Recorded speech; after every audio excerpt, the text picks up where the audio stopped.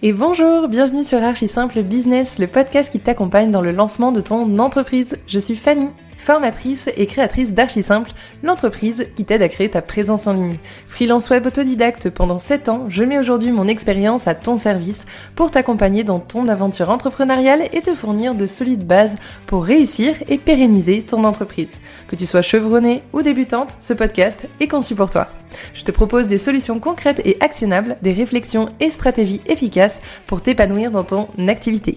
Alors, installe-toi confortablement et laisse-toi inspirer par les échanges et idées que je vais te partager. C'est parti pour Archi Simple Business.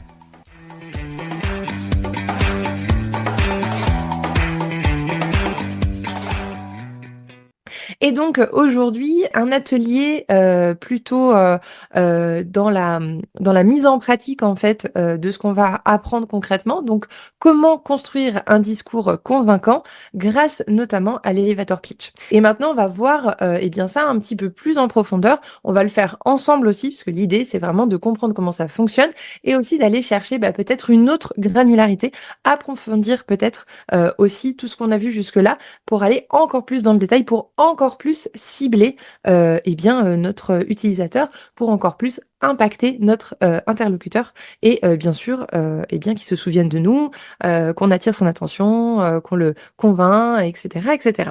Donc, les objectifs, ça va être de créer son propre elevator pitch, de vous fournir des outils, des techniques pour pitcher, pour bien pitcher, n'est-ce pas?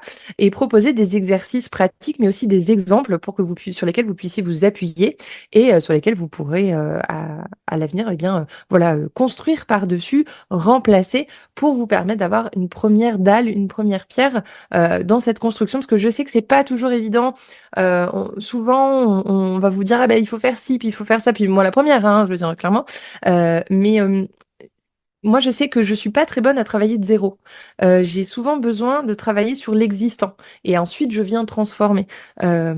Parce que la page blanche, c'est c'est vraiment le syndrome de la page blanche, c'est-à-dire que on a tellement de possibilités qu'après on est assez en proie au doute de dire est-ce que c'est mieux de faire ci, est-ce que c'est mieux de faire ça, etc. Alors que quand on a une base, qu'on soit d'accord ou pas d'accord, ça nous permet de construire d'élaborer notre construction justement de notre discours.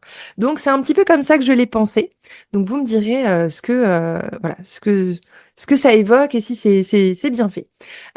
Tout d'abord, un elevator pitch, c'est quoi? Un pitch, c'est quoi? Eh bien, il faut savoir que l'elevator pitch, c'est une présentation courte, donc vraiment très très courte et persuasive, qui va se produire notamment, donc elevator pitch, elevator qui veut dire ascenseur en anglais. Et en fait, l'elevator pitch, c'est imaginer que vous êtes que vous êtes dans votre building, là où vous travaillez, etc. Et votre investisseur, votre client idéal, votre patron, la personne à qui vous voulez adresser votre message entre dans l'ascenseur, vous rentrez in extremis dans l'ascenseur et là, vous avez le temps d'un trajet en ascenseur pour convaincre votre interlocuteur. Donc, votre client cible, votre prospect, votre investisseur, votre partenaire, quel qu'il soit, en fait, c'est un temps assez limité pour dire l'essentiel et captiver pour que la personne en face, on lui retienne son attention et qu'elle se dise, ah tiens, la personne que j'ai croisée dans cet ascenseur, waouh, ok, j'ai envie de la revoir, j'ai envie d'aller plus loin, j'ai envie d'échanger avec elle, j'ai envie d'acheter son produit, etc., etc. J'ai envie de lui débloquer un financement parce que je crois en son projet, etc., etc. Donc c'est initialement, l'elevator pitch, ça veut littéralement dire un pitch d'ascenseur. Voilà, pour la petite histoire. Et donc, si on veut rentrer vraiment dans des définitions bien strictes et délimitées, c'est une présentation courte et persuasive de ton idée, produit ou service conçu pour captiver l'attention et susciter l'intérêt en un temps très limité, généralement 30 à 60 secondes. On peut aller jusqu'à 1 minute 30. Au-delà d'1 minute 30, on est vraiment sur du long. Parce qu'il faut savoir que pour capter et retenir l'attention, on est plus sur une frame, donc un temps dédié de 30 secondes que d'1 minute 30. C'est pour ça que Instagram nous met à l'épreuve, moi la première. Il doit être suffisamment clair et convaincant et aussi concis.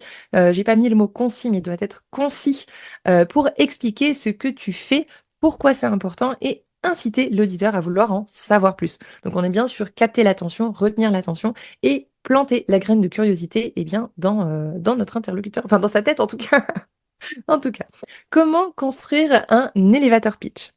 Alors, dans un premier temps, la toute première étape, ça va être d'identifier son objectif. Parce que selon que vous souhaitiez parler à un partenaire, enfin que vous souhaitiez adresser votre message à un partenaire, à un investisseur, à un client, à un prospect, voilà, ça va pas être le même discours. Donc l'idée, c'est de se poser la question: pourquoi? Que veux-tu obtenir avec ton pitch? Quel est le but? Quel est l'objectif de ce message? Parce que c'est quand on connaît l'objectif qu'on va pouvoir, eh bien, construire autour de ça. La réponse à cette question-là va guider notre construction de message. Et ça, c'est vraiment, vraiment hyper important.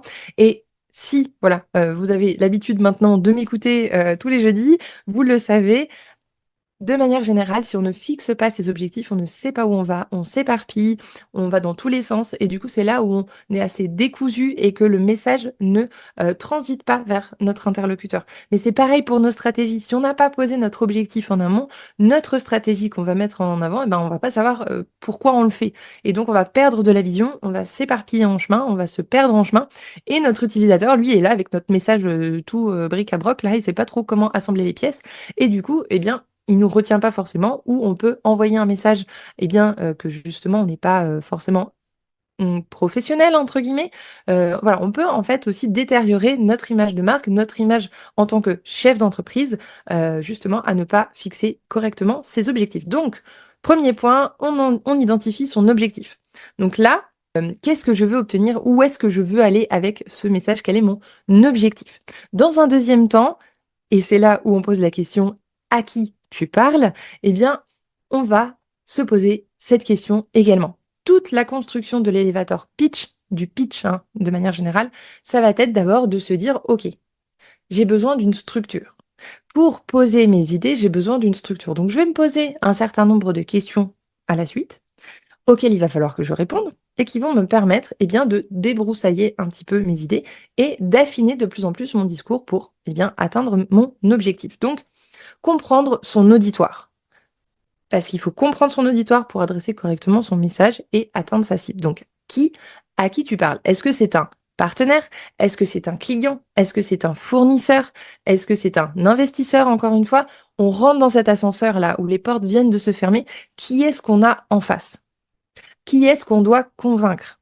Et selon cette première réponse-là de à qui tu parles, eh bien, vont découler le format de ce pitch, l'intention, vont découler aussi le vocabulaire que vous allez utiliser, parce qu'on ne parle pas à un partenaire comme on parle à un client. On ne parle pas à son audience comme on parle, voilà, à un investisseur. Donc on va calibrer de plus en plus en fait notre discours. Ensuite, le quoi? Quels sont leurs intérêts spécifiques? Donc là, c'est de dire, OK, je parle à un partenaire, je parle à un client, à un investisseur, à mon client potentiel. OK. Et donc, c'est ce que je viens de vous dire. Si je décide de parler à un investisseur, l'investisseur, lui, il va chercher la rentabilité. C'est-à-dire que les points de jonction, les points d'appui sur lesquels vous allez venir justement appuyer et construire votre discours ne vont pas être les mêmes. Qu'est-ce qui va faire que la personne va se mettre en action? C'est ça en fait qu'il faut voir ici. C'est un investisseur, ce qui va faire qu'il va se déclencher, c'est ce qui va faire que sa réflexion, qu'on va attirer son attention, c'est qu'on va lui parler de rentabilité. Parce qu'un investisseur, lui, son but, c'est de gagner de l'argent, littéralement. Donc, c'est d'investir pour avoir une forte rentabilité. Un client potentiel, lui, eh bien, selon la solution que vous allez proposer, c'est la réponse à un problème, à une problématique, à un besoin qui est, voilà, qui a été décelé en amont. Donc, c'est ça qui va créer le déclencheur. Le déclencheur de l'intérêt, le déclencheur de me dire, ah oui, cette personne, je veux la revoir, je veux voir son offre, je veux voir ce qu'elle a proposé, je veux connaître son univers, etc., etc. Donc ça, voilà, on est sur comprendre son auditoire. Une petite astuce, il faut montrer que tu as compris le besoin et que tu es la personne pour y répondre. Ça, on en a déjà parlé, je l'ai déjà évoqué, mais c'est ce que je vous dis, on est toujours en fait c'est toujours la même chose qu'on dit, sauf qu'on dit de différentes manières, et à chaque fois on essaie d'aller un petit peu plus profondément, de gagner en granularité et d'aller plus loin. Ensuite, on a exposé le problème. Et là, c'est vraiment, pour le coup, j'ai vraiment voulu approfondir ce point-là, parce que je pense, et je l'ai constaté aussi au travers de divers échanges, que On a souvent une vision claire du problème. C'est-à-dire que oui, le problème de ma cible, c'est qu'elle a pas le temps. Le problème de ma cible, c'est que, elle est fatiguée, c'est qu'elle a du stress, c'est que, elle gère mal sa communication. Heu et en fait, on reste finalement assez généraux. On est vraiment sur: «Oui, bon d'accord, j'ai pas le temps». Maintenant, ce qui est intéressant, c'est de venir aller chercher plus profondément le pourquoi du comment. Pourquoi? Parce que quand on va proposer à la personne la solution, il faut que ce soit ultra spécifique. Parce que si on dit à quelqu'un: «Bah, ça va juste te permettre de gagner du temps ou de plus être stressé», ben, oui, OK, c'est bien, mais finalement, on se différencie pas de la masse du marché. Si par contre, demain, je t'adresse un message spécifique en te disant, admettons que je travaille avec beaucoup de thérapeutes, heu, en admettant que je sois une thérapeute, c'est pas juste: «Je te libère» ou «Tu regagnes ton énergie». Non, c'est: «Je vais te permettre d'avoir de l'énergie pour profiter avec tes enfants», par exemple. Et là, on est dans l'ultra spécifique, mais du coup, si je m'adresse à une maman qui justement est épuisée, elle en peut plus et qu'elle culpabilise parce qu'elle passe pas assez de temps avec ses enfants, et cetera, parce qu'elle s'en sort pas, et cetera, bah là, en fait, elle a la sensation qu'on lui parle directement. Parce que c'est de tu regagnes ton énergie pour, derrière, pouvoir faire telle chose. Tu te libères de ton stress pour, derrière, faire ceci. Tu améliores ta communication avec ton cheval pour, derrière, faire ceci. Donc voilà. C'est vraiment, on va dans le spécifique. Donc, exposer le problème. Pourquoi? Décris clairement le problème que ton produit ou service résout, évidemment. Par exemple, donc un autre exemple, pour une application de gestion du temps, expliquer comment il est facile de se laisser submerger sans les bons outils. Donc là, on est dans la problématique. Et pour trouver la solution spécifique dont je viens de vous parler, on a besoin de trouver le problème spécifique. Donc là, ça va être, eh bien, ça va être un peu le but de ces slides. Pour aller plus loin, on en a déjà parlé aussi, mais peut-être, voilà, c'est intéressant de reparler aussi de certaines choses et d'aller encore un peu plus loin. Eh bien, là, ça va être d'utiliser la méthode des 5 pourquoi pour approfondir l'identification du problème. Parce qu'encore une fois, on va être, OK, le problème de ma cible, le problème de mon client, de mon investisseur, de peu importe, de mon prospect, c'est qu'il n'a pas assez de temps. Donc, OK, d'accord, c'est déjà bien de l'identifier. Je dis pas que c'est pas bien, hein, je ne critique pas, mais c'est assez général. Et donc, appliquer la méthode des 5 pourquoi derrière pour, eh bien, aller encore plus loin dans la réflexion. Cette technique consiste à poser plusieurs fois la question pourquoi, de manière itérative pour explorer en profondeur les causes sous-jacentes d'un problème. Donc, encore une fois, on va plus loin, on creuse, on creuse, on creuse. La problématique initiale, en l'occurrence, c'était les utilisateurs ont du mal à gérer efficacement leur temps. Hein, on était sur l'application pour gérer son temps. Donc, finalement, c'est difficile de gérer efficacement son temps. La première question, c'est pourquoi est-ce un problème? Pourquoi est-ce un problème pour mon utilisateur? Parce que les utilisateurs se sentent souvent dépassés par leurs tâches au quotidien. On pourrait remplacer l'utilisateur par les entrepreneurs, parce que clairement, en termes de difficulté de gestion de temps, en entrepreneuriat, c'est vraiment quelque chose qu'on porte hein, un peu au quotidien. En tout cas, moi, je me sens concernée. Donc, on pose cette première question, ce premier pourquoi. Ensuite, pourquoi se sentent-ils dépassés? Donc là, vous voyez, on a vu parce que les utilisateurs se sentent souvent dépassés, donc c'est ma première réponse. Donc là, j'ai un premier niveau, enfin un deuxième, si on considère que c'est gérer efficacement son temps, puis en dessous, c'est se sentent souvent dépassés par les tâches. Et là, on approfondit. Pourquoi se sentent-ils dépassés? Parce qu'ils ne parviennent pas à prioriser leurs tâches de manière efficace. Ok, d'accord. Donc, ma cible, elle a un problème de gestion du temps, elle se sent dépassée par ses tâches au quotidien. Ok. Pourquoi? Eh bien, parce que on a du mal à prioriser. Enfin, que l'utilisateur a du mal à prioriser de manière efficace. Ok. Pourquoi ne peuvent-ils pas prioriser efficacement? Et là, on va encore plus loin. Parce qu'il manque d'outils adaptés pour organiser leurs tâches selon leurs besoins spécifiques. Et là, ce qui est intéressant, c'est qu'on n'est plus sur on a un besoin large, c'est en fait non, il y a des besoins spécifiques qui émergent. Et c'est ces besoins spécifiques qu'on va devoir aller creuser.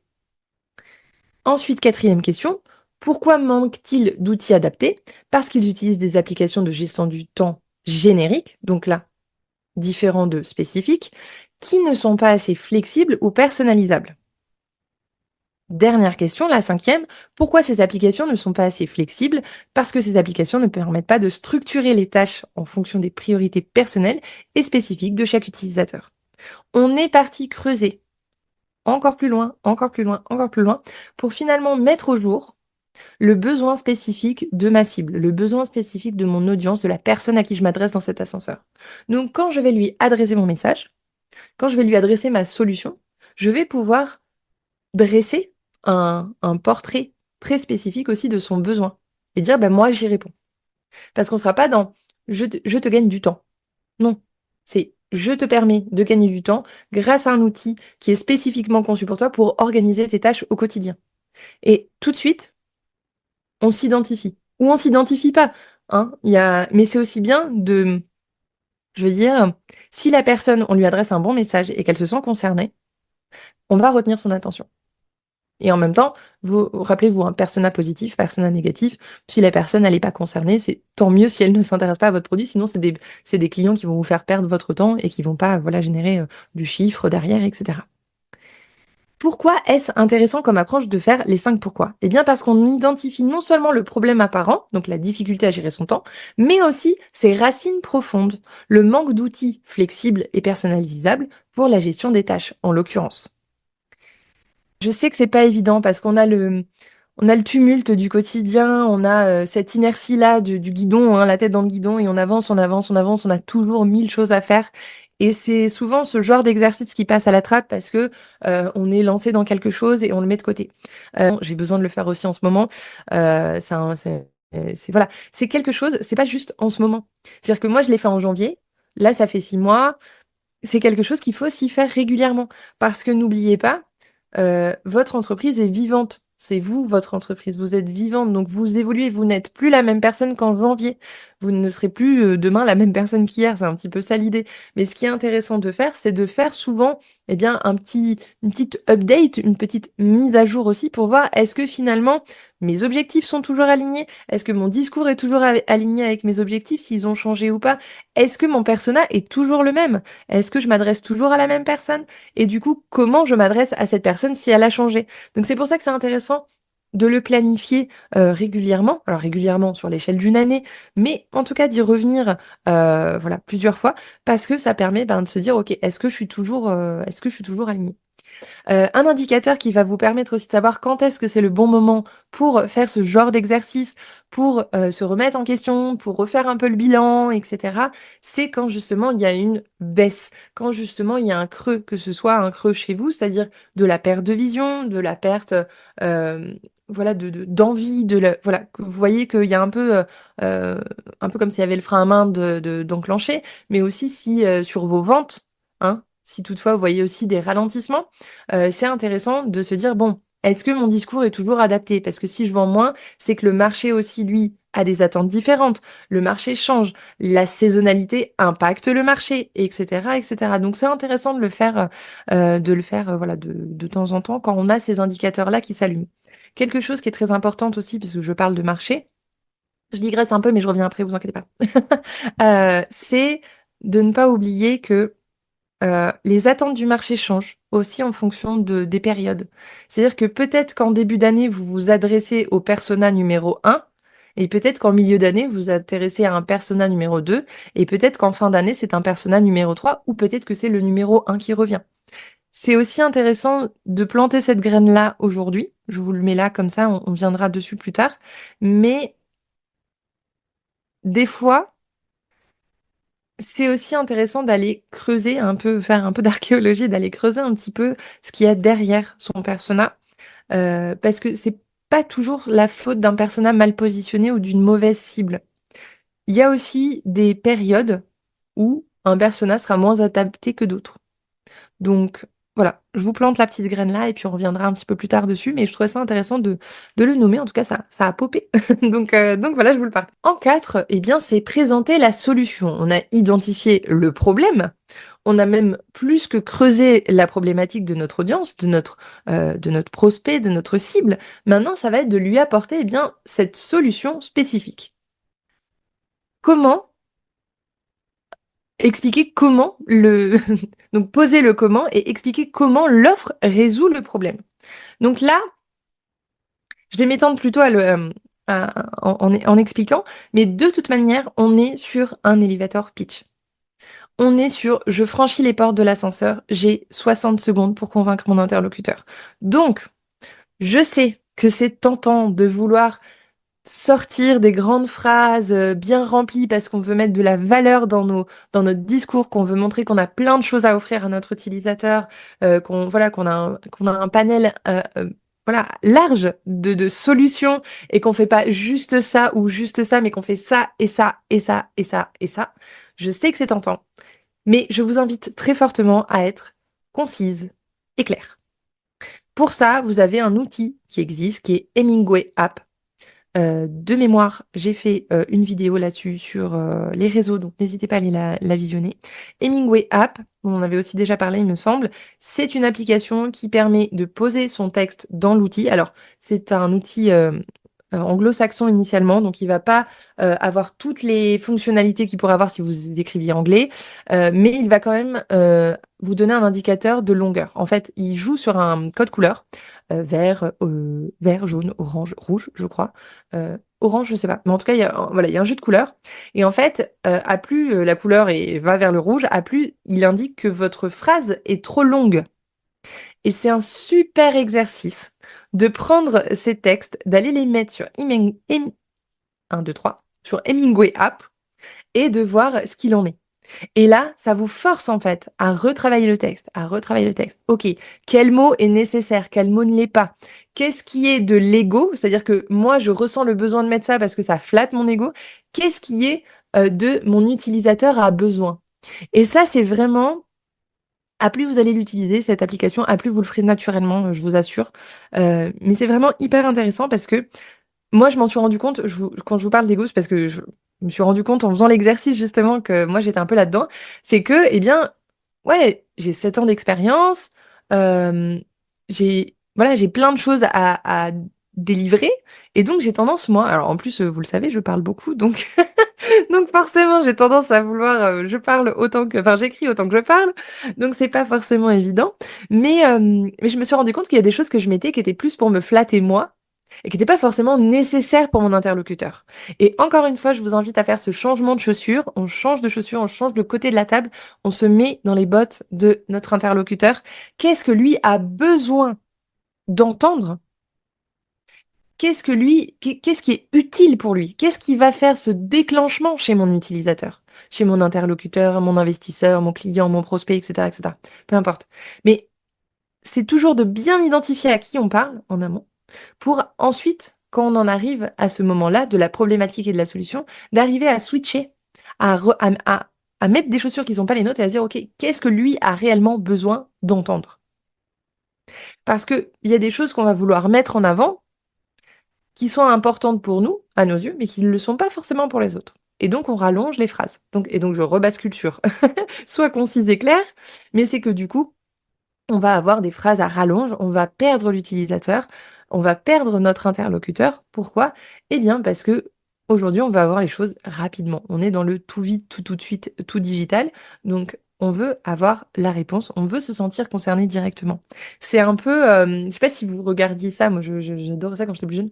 Je regardais les recherchés appartements, etc., les Stéphane Plaza et tout, j'adore ce genre de trucs. Et je me souviens qu'à un moment, ils discutaient justement que la première impression. Et je crois que quand on rentre dans un lieu, dans un appartement, dans une maison, pour la visiter, je crois que c'est entre 9 et 30 secondes pour savoir si le bien nous plaît ou pas, si on a le coup de cœur ou pas. Imaginez, entre 9 et 30 secondes. Et je pense sincèrement que l'elevator pitch, c'est aussi ça que ça met en exergue, c'est que si on veut captiver notre interlocuteur, si on veut l'intéresser, si on veut finalement lui faire le petit côté coup de cœur, on a très très peu de temps pour le faire. Donc, il faut vraiment être sélective sur les termes que vous allez employer. N'oubliez pas aussi, encore une fois, d'utiliser des termes que votre utilisateur emploi. Si vous vous adressez à quelqu'un qui a 14 ans, vous ne lui parlez pas de la même manière que s'il en a 30, que s'il en a 60, que s'il en a 80. Donc, n'oubliez pas ça. Et voilà, gardez en tête que vous avez 30 secondes pour séduire, entre guillemets, pour séduire votre interlocuteur. Donc, voilà. Qu'est-ce qui est important pour lui? Qu'est-ce qui résonne pour lui? Qu'est-ce qui, dans quoi lui se sent concerné? Encore une fois, on est tous des êtres assez égoïste, pas dans le mauvais sens du terme, mais c'est que si ça ne nous apporte pas d'intérêt, on ne va pas y aller. Si vous n'avez pas d'intérêt à faire quelque chose, n'allez pas le faire.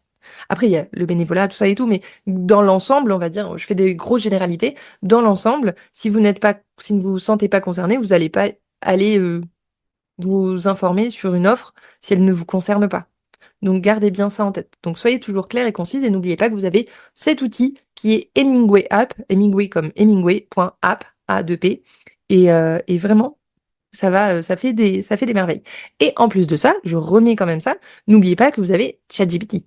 N'oubliez pas que vous avez l'IA. Je vous avais présenté une plateforme qui recensait les outils IA qui existaient. N'oubliez pas qu'il y a des outils qui peuvent vous aider, vous accompagner aussi pour euh, ça peut être de trouver des synonymes pour réduire, ça peut être, voilà, il y en a qui sont spécialisés aussi dans certaines choses très précises.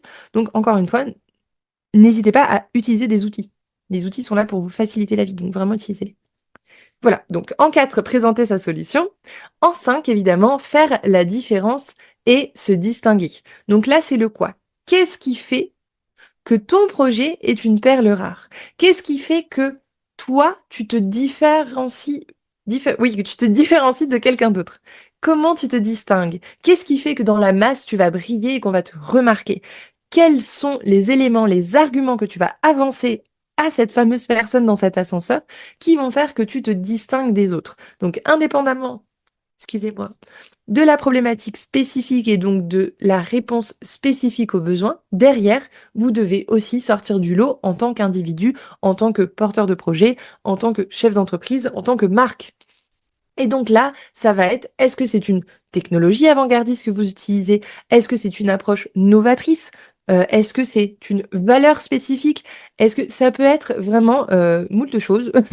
Moi, par exemple, je sais que j'essaye de me différencier sur la bonne humeur parce que je trouve que c'est quelque chose d'important et la bienveillance. Donc, c'est pas forcément une technologie avant-gardiste sur lequel vous avez besoin d'un développeur from scratch, etc. Machin. Pas du tout. Ça peut être aussi juste vous, la façon dont vous amenez les choses, votre pédagogie. Ça peut être votre douceur, votre bienveillance. Ça peut être aussi une approche que vous avez appris au fin fond de l'Asie, lors d'un voyage. Peu importe. Il n'y a pas de règles. Il n'y a pas de cadre prédéfini. Mais il faut que vous arriviez en tout cas à trouver ce qui vous différencie et derrière à en faire un argument de vente.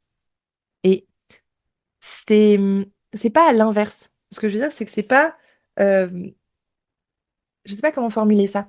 C'est pas parce que on entend, on voit, on imagine qu'il faut que ce soit comme ça pour que ce soit un argument que ça l'est. C'est vous qui faites votre argument en fait. C'est votre discours qui va faire que ce que vous dites est un argument.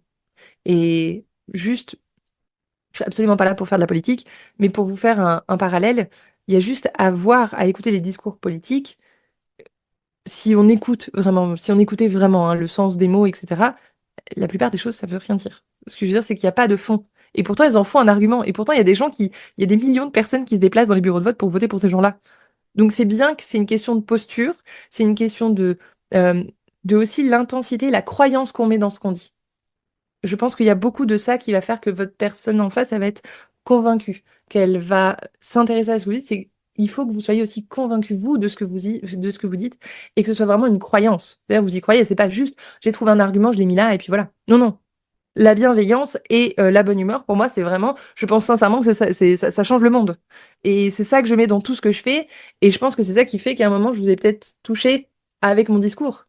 Donc, croyez, n'hésitez pas à croire fort et grand aux arguments que vous voulez mettre là-dedans, dans votre projet, dans votre offre, dans votre marque, n'hésitez pas. L'astuce, eh bien, mettre en avant ce qui nous différencie, n'est-ce pas? Ensuite, en 6, évidemment, on en a déjà un peu parlé, mais je trouve quand même que c'est intéressant de dire, d'apporter en fait vos preuves.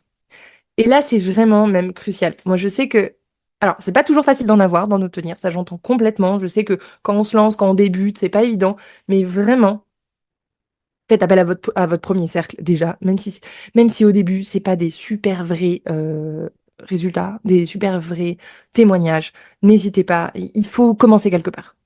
Vous savez, c'est un peu ce syndrome de l'étudiant. Il arrive dans ses études supérieures, on lui demande d'avoir 3 ans d'expérience et en même temps, on lui demande d'avoir 12 ans d'école. C'est pas possible. Donc, qu'est-ce qu'on fait? Ben, on prend le CV, on dit qu'on a fait ci, qu'on a fait ça, et puis, bon, ben, on essaye comme ça. Mais en même temps, c'est aussi de nous donner notre propre chance de réussir.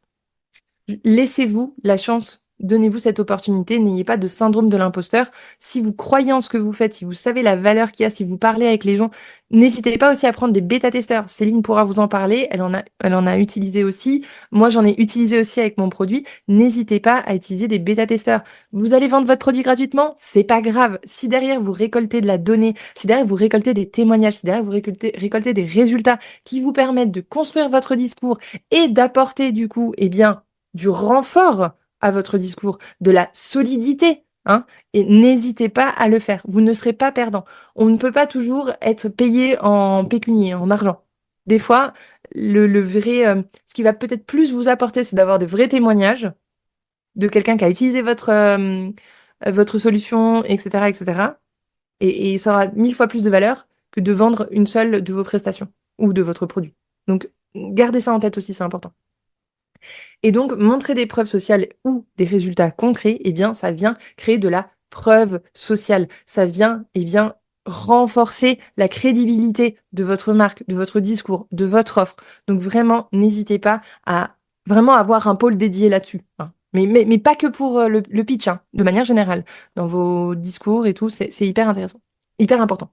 Et là, un exemple, ça peut être 85% de mes utilisateurs ont doublé leur productivité. Ça peut être 100, je sais pas moi, si je prends l'exemple de Céline, ça peut être, admettons que tu es accompagné 5 personnes, bah, 5 propriétaires aujourd'hui, voilà, communiquent, voilà, s'épanouissent dans leur relation avec leur cheval. Ça peut être ça. Mais en tout cas, de mettre derrière que il y a problématique, solution, elle a été testée, approuvée, et voilà en fait le résultat derrière. Et on renforce la solution, on renforce le résultat, on renforce l'image de marque. En 7, c'est important parce qu'on a un pitch. On remet le décor. Je rentre dans mon ascenseur. Je suis avec mon client. OK. Je lui déroule mon truc. OK. Et à la fin, so what? Il se passe quoi? Il faut bien une conclusion. Et là, du coup, c'est proposer une action concrète. Parce que si on fait un pitch et que derrière, il n'y a pas une issue, ben, on reste un peu en suspens et on est un peu en mode qu'est-ce que j'en fais, etc. Donc, proposer une action concrète, comment? Donc là, c'est le comment. Eh bien, on termine par un appel à l'action. Donc, un appel à l'action, ça peut être un essai gratuit, ça peut être une rencontre, ça peut être un financement, ça peut être votre lead magnet, ça peut être un appel découverte, ça peut être X, Y. Mais en tout cas, qu'il y ait une conclusion. Qu'il y ait une conclusion avec votre utilisateur, c'est hyper, hyper important. Parce que sinon, en fait, il va être là et puis il va pas savoir quoi faire. Est-ce qu'il doit aller à droite, à gauche, en haut, en bas? Il sait pas. Donc, vous lui proposez directement ce qu'il doit faire. Caler, on le dirige vers la prochaine étape. Très important. Et ça, de manière générale, c'est ce qu'il faut essayer de faire dans tous les discours. C'est-à-dire, vers quoi on débouche? Où est-ce qu'on va? Et bien sûr, le huitième, parce que vous le savez maintenant, eh bien, encore et encore. C'est-à-dire que votre premier pitch, il sera jamais parfait. Mais le second non plus. Et celui d'après non plus. Donc déjà, ça veut dire, mais cherchez même pas la perfection. Ça ne sert à rien. Pourquoi? Parce que quoi qu'il arrive, eh bien, il va évoluer, il va grandir au même titre que vous. Donc il sera jamais figé dans le temps. C'est pas possible. Il va être amené à évoluer. Il va être amené à s'enrichir. Donc ne cherchez pas la perfection. Lorsque vous avez fait les choses pour la première fois qu'on monte à cheval, la première fois qu'on fait du vélo, la première fois qu'on conduit, la première fois qu'on fait un date avec quelqu'un, on n'est pas hyper à l'aise, on n'est pas... Faites du mieux. Mais soyez suffisamment flexible pour vous dire aussi que de toute manière, ça peut que s'améliorer. N'hésitez pas aussi, si vous voulez, en tant qu'exercice concrètement, à peut-être vous enregistrer. Alors peut-être pas en caméra ou quoi que ce soit si vous n'êtes pas hyper à l'aise, mais en tout cas en vocal. Moi, je sais que j'ai lancé mon podcast. Il faut d'ailleurs que j'en fasse la promotion, enfin que j'en parle parce que du coup il est lancé. Eh bien, j'ai fait les intros et les conclusions. Bah, en fait, je me suis écoutée plusieurs fois. J'étais là, bah, ça non, ça oui, ça non, hein, là non, ça sonne pas bien, etc. N'hésitez pas à vous enregistrer. Aujourd'hui, avec WhatsApp, vous vous enregistrez, vous vous mettez sur votre propre conversation, vous enregistrez, vous écoutez. Je sais que c'est pas agréable d'entendre sa voix, je conçois. Mais juste au moins de voir aussi l'articulation, comment ça sonne, qu'est-ce que ça crée chez vous, indépendamment. On met l'ego de côté, on s'en fout de la voix, on s'en fout de ça, on met de côté, on s'en fout. Mais qu'est-ce que ça réveille? Est-ce que vous comprenez? N'hésitez pas aussi à faire écouter peut-être à quelqu'un de votre entourage en qui vous avez confiance, vous savez qu'il est bienveillant. Sur le groupe, n'hésitez pas à partager sur le groupe, bah voilà, ça c'est mon pitch, voilà ce que ça donne, qu'est-ce que vous en pensez? Que ce soit à l'écrit, à l'oral, en vidéo, n'hésitez pas à vous exercer en fait. C'est comme si on allait à la salle de muscu, c'est pareil. Donc à vous exercer. Donc pratiquez souvent et adaptez évidemment selon les retours et améliorez continuellement comme tout ce qu'on fait dans l'entrepreneuriat, n'est-ce pas? Cet épisode est désormais fini. Je te remercie d'avoir écouté le podcast Archi Simple Business. Si cet épisode t'a plu, n'hésite pas à me le faire savoir en notant ce podcast et en mettant un commentaire sur ta plateforme d'écoute. Je te donne rendez-vous tous les lundis matins à 7h pour le prochain épisode. Si tu veux aller plus loin, rejoins-moi tous les jeudis pour nos lives hebdomadaires. Inscris-toi dès maintenant pour recevoir les invitations et participe en direct.